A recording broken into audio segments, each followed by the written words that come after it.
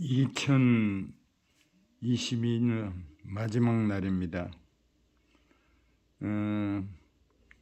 착한 일을 착한 짓을 못하더라도 남을 손해복히고 아프게 하면 안 되겠죠. 마리를 기해서 사과할 거는 사과하고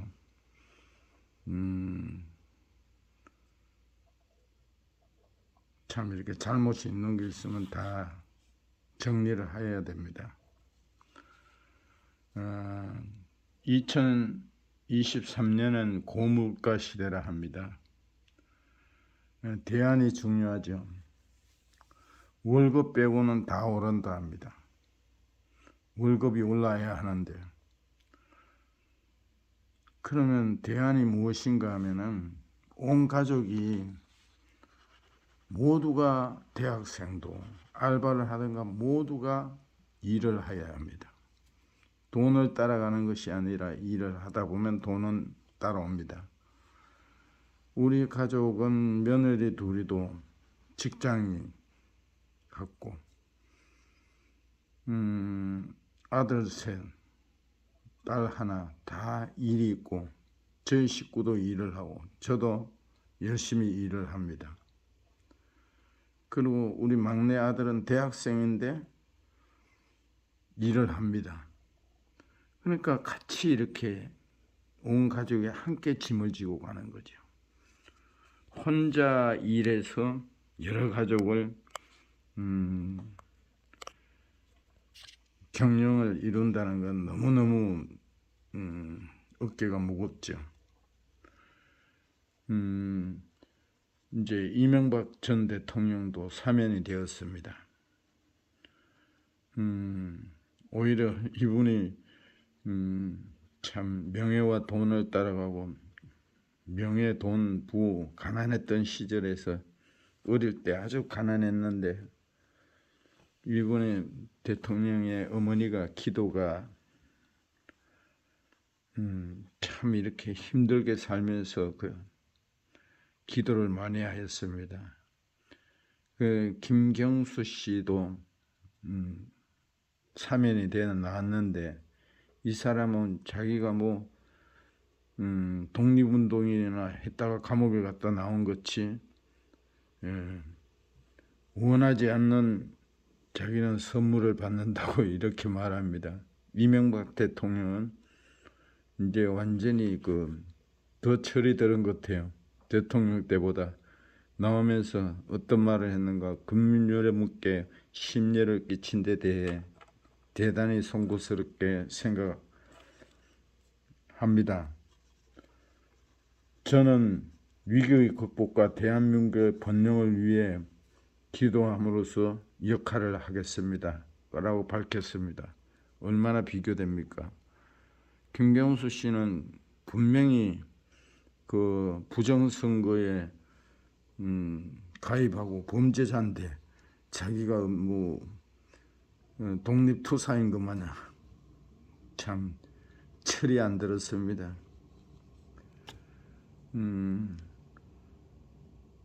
세종의 둘째 아들로 태어난 세조는 조선의 7대 국왕입니다.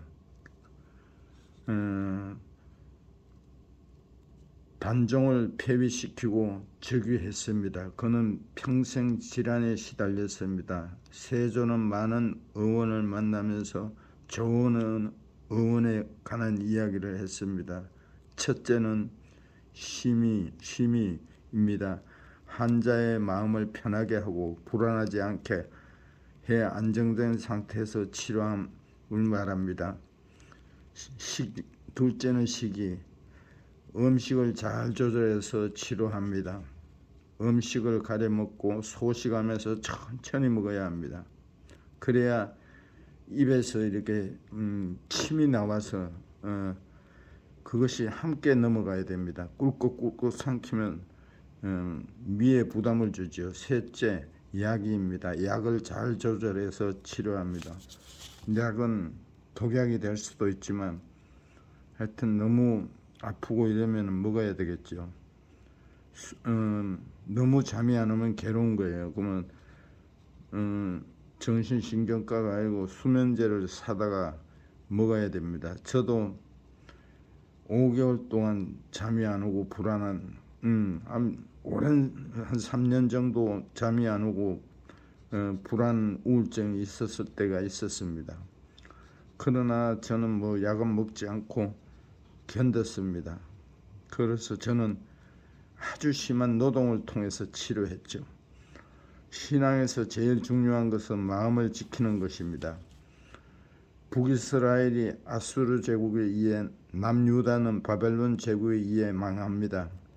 그들이 망한 이유는 하나님을 향한 마음을 우상에게 빼앗겼기 때문입니다. 마음은 생명의 권원입니다. 이제 2022년을 마감하고 새로운 해를 맞이하는 시기입니다. 2023년은 우리가 정복해야 할 가장 가나안 땅이 아닐까요? 하나님은 가나안을 정복하는 여호수아에게 담대하라, 우로나 좌로나 치우치지 말라고 했습니다. 또 말씀을 주야로 묵상하며 하나님의 말씀을 지켜나가면 내 길이 평탄하고 내 길이 평안하게 될 것이라고 말씀하셨습니다. 우리의 인생의 길의 최고 명의는 주님의 말씀입니다. 말씀대로 살라고 발부둥 치면은 믿는 사람이든 안 믿는 사람이든 처음 보는 사람이든 다 좋아합니다.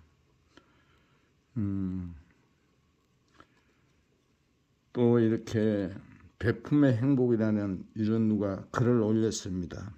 뉴욕의 한 공동묘지 관리인이 한 이야기입니다. 어떤 여인이 일주일에 5달러씩 돈을 보내왔습니다.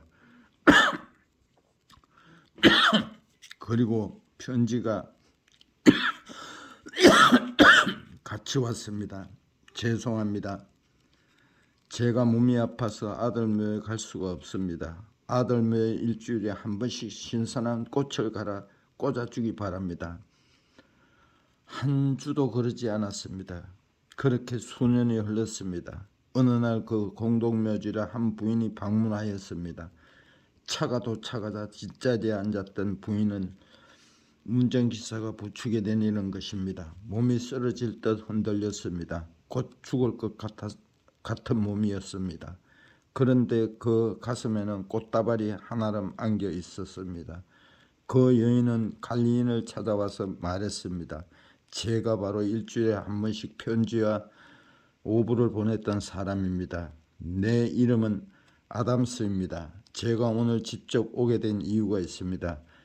나의 담당 의사가 내 생명이 몇 주도 못 갈 것이라고 말해 주었습니다. 나는 세상 떠나기 전에 내 사랑하는 아들의 무덤에 내가 손수 꽃다발을 갖다 놓고 싶어서 왔습니다. 그 말을 들은 관리인은 말했습니다. 부인, 그렇군요. 그런데 나는 부인에게 용서받을 것이 있습니다. 저는 매주 부인이 보내준 돈을 가지고 꽃을 사서 무덤 앞에 놓을 때마다 부인에 대해서 유감스럽게 생각해 왔습니다. 부인은 깜짝 놀라며 물었습니다. 무슨 말입니까? 관리인이 말했습니다. 꽃은 불과 몇 시간도 안 되어 다 시들어 버립니다. 그리고 다음 날이면 썩어 냄새가 납니다. 그 무덤에 꽃을 꽂아 놓아도 누가 하나 향기를 만들 사람이 없습니다.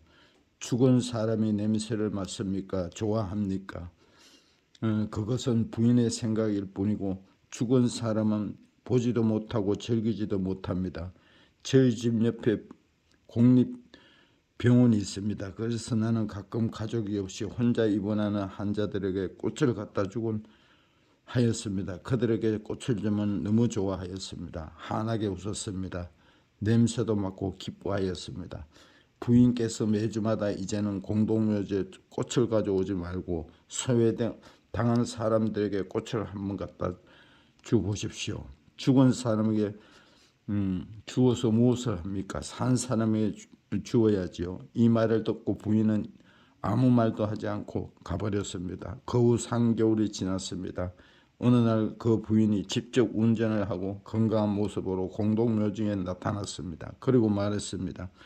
관리님, 제가 소외당한 사람들에게 꽃을 갖다 주었습니다. 이들에게 일주일에 5불씩 써서 돈을 아픈 이들에게 썼습니다. 그러니 그들이 너무 좋아하더군요. 좋아하는 그들의 얼굴 표정을 바라볼 때 내 마음도 기뻤습니다. 내 마음이 편안해졌습니다. 그러면서 신경성 질환도 떠나고 몸이 이렇게 건강에 회복되었습니다. 죽은 사람 눈높이도 살지 않고 소외된 사람 속에 들어가 그들의 눈높이로 살았더니 기적이 일어났습니다. 삶의 눈높이를 낮추더니 내 자신이 건강하고 행복해졌습니다. 자아 현면에 빠지면 나 자신이 죽습니다. 그러나 사람들에게 기쁨이 되어주면 축복을 받습니다. 베푸는 만큼 나 자신이 더 행복해지기 때문입니다. 돈이 많아서 나이가 들어 실버타운을 찾을 게 아니에요. 그게 아무리 화려하게 꾸며놓고 호텔같이 해놨어도 그거는 죽음을 기다리는 거예요. 오히려 나이 들어 힘이 있어도 이웃을 위해서 돈이 있으면은 돈 벌러 안 가면은 봉사를 하셔야 합니다. 이 봉사할 것이 찾아오면 엄청 많습니다. 여러 가지로 돈 있다고 뭐 이렇게 실버타운 호텔 같은 데가 누리다가는 죽음을 기다리는 겁니다. 일을 하여야 건강합니다. 새해는 이제 이 해가 지나가고 새해를 맞이합니다. 더 도전하시고 나이 생각하지 마시고, 저는 뭐 나이 생각하지 않습니다. 근육이 힘이 좀 없을 뿐이지 정신력은 청년입니다. 그냥 즐겁게 일하시고 즐겁게 즐기시고 여행도 하시고 23년도는 더욱더 긍정적인 생각으로 전진해 나가시길 바랍니다. 사랑합니다.